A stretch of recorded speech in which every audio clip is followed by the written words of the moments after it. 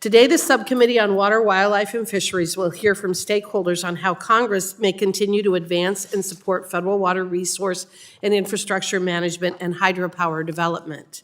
Water is the Interior West's most important resource. In my home state of Wyoming, access to water resources is crucial to our success.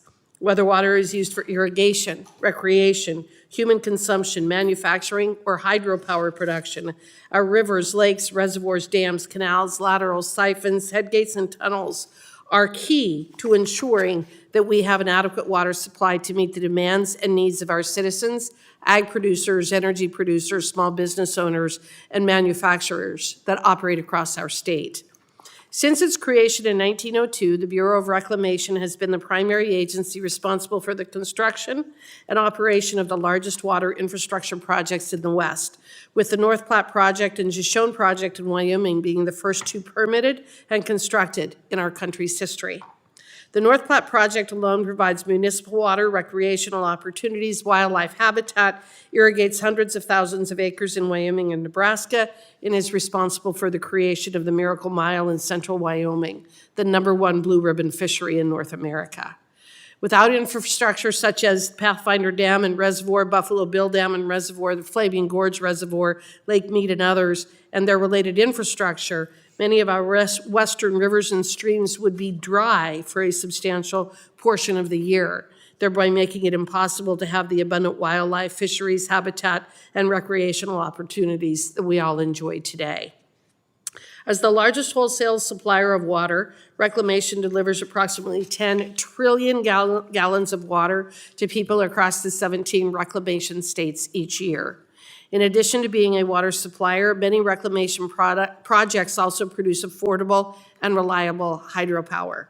The energy that this infrastructure generates serves as the backbone of our region's energy future, which is another important aspect that we will be examining today.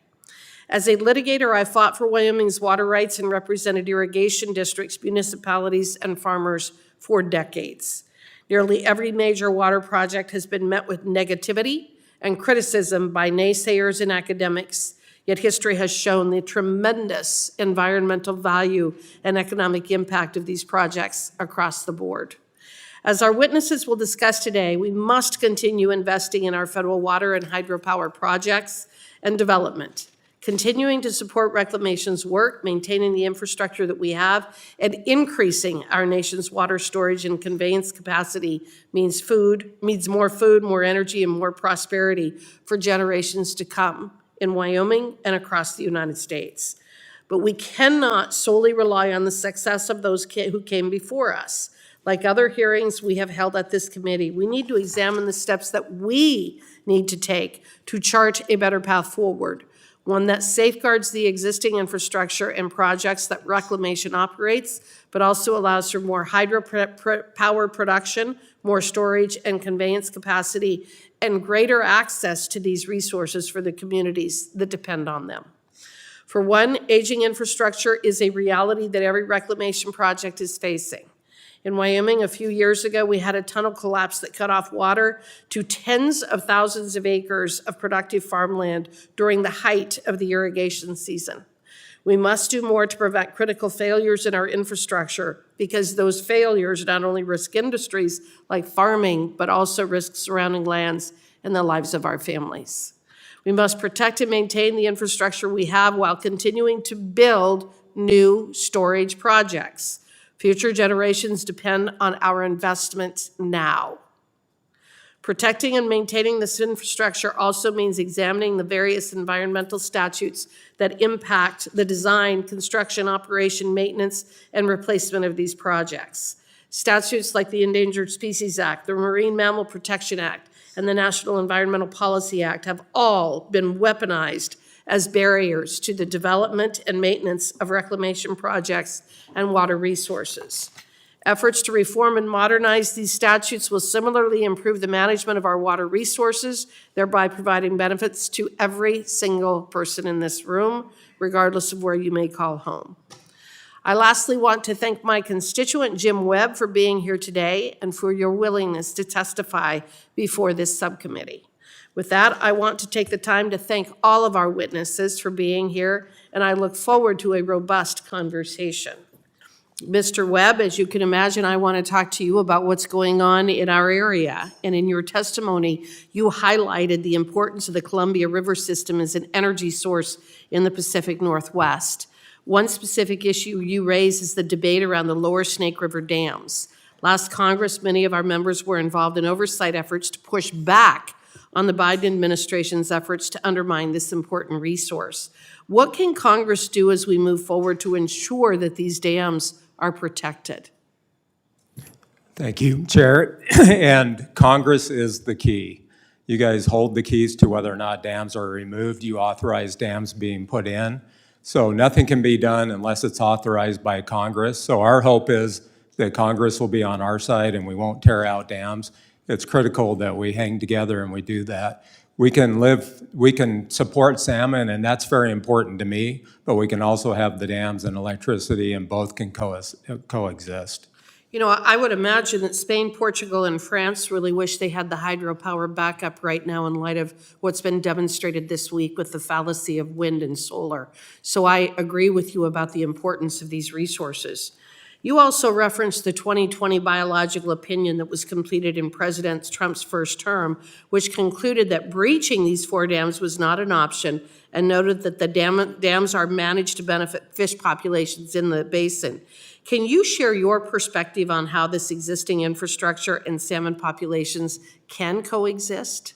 They can, and a lot is done to protect the salmon. The most important probably is the flow regime. So water is released, or we call it spill, to allow the small smolt to get down the river and make the trip quicker and a higher survival. Technology is used for weirs and for the blades to make them more fish friendly. Ladders are there, so significant investments been made to protect the salmon. And like I mentioned, the runs, especially this last year, are threefold what they were before the dam. So we're having success.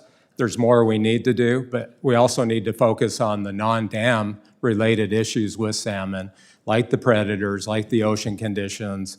And so there's a lot that we need to look to, but we're very committed to protect the salmon. That's very important to us. Okay, thank you, Mr. Webb. And Mr. Haswell, I was fascinated to look at the information that you are providing. I think that this has great promise to be able to meet the demand of the state of California.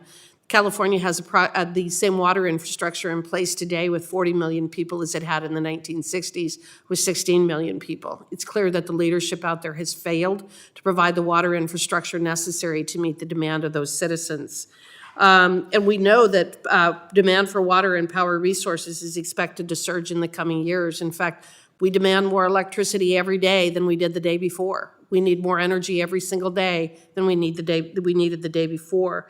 And we know that there are new technologies and new approaches that are available, and they are going to be key to meeting that demand. Can you talk about the opportunity that new technologies like Ocean Well can help increase water reliability across the West? Certainly. Thank you for the question. Ocean Well is able to generate a new source supply that comes from the ocean, comes from regions not currently tapped, and which avoid a lot of the challenges of drought resilience, and the other hazards that prevent existing supplies. Its modular, scalable nature also means that we can expand the volume and production that comes from a water farm, as we describe it, as demands prevail and increase for those given communities. Are you doing a pilot project right now? We are. We're doing a pilot project in Las Virgenes Municipal Water District, actually in an inland body of water in their reservoir. And the reason for that is simply that water is dirtier, and so a more taxing test on our intake systems and our self-cleaning systems. I'd love to come and visit that. I'd like to see that. We would love to host you. Thank you. And you mentioned in your testimony that Congress could further support public-private partnerships like yours by streamlining the federal permitting processes. Can you expand on the importance of permitting reform to solving some of these issues? Absolutely. We have permitting experts within our organization. I'd love to have them supplement our testimony to speak specifically to that. But as a general point, ensuring any programs that envisage traditional desalination also envisage and factor for new technologies, and specifically deep ocean desalination would be enormously helpful for our ability to bring this technology on stream and provide new supplies.